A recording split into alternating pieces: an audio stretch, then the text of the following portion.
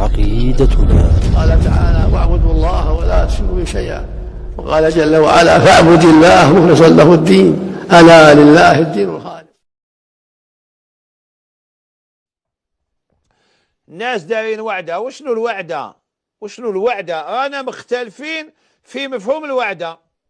تروح الواحد من الوهابية يقول لك الوعدة هذه كم يديروها الشرك، لأنهم يعبدوا القبور ويعبدوا أضرحة الأولياء وفيها اختلاط الرجال بالنساء.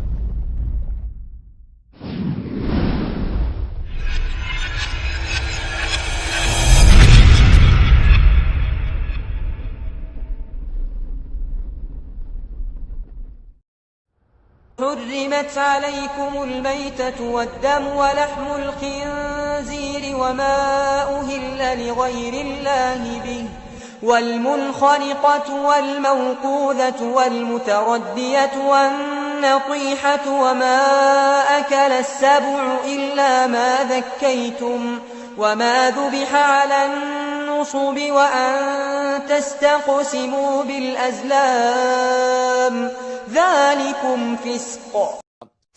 يقول العلامة الجزائري أحمد حماني رحمه الله تعالى: وأما قولك كنا نقيم الزردات والوعدات كلما اشتدت بنا المحن، فإن هذه الزردات كانت من آثار غفلتنا وهي منافية ليقظتنا، وكان علماؤنا رحمهم الله يسمونها أعراس الشيطان لما يقع فيها من سفه وتبذير وعهر وخمر واختلاط وفجور، وإنما كان يشد إليها الرحال من تونس حتى المغرب الغافلون منا المستهترون بالدين.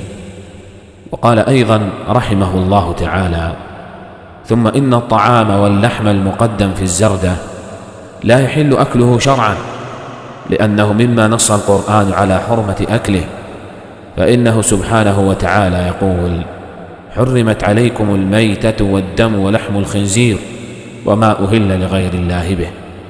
فاللحم من القسم الرابع، أي مما أهل لغير الله، أي ذبح لغير الله بل للمشايخ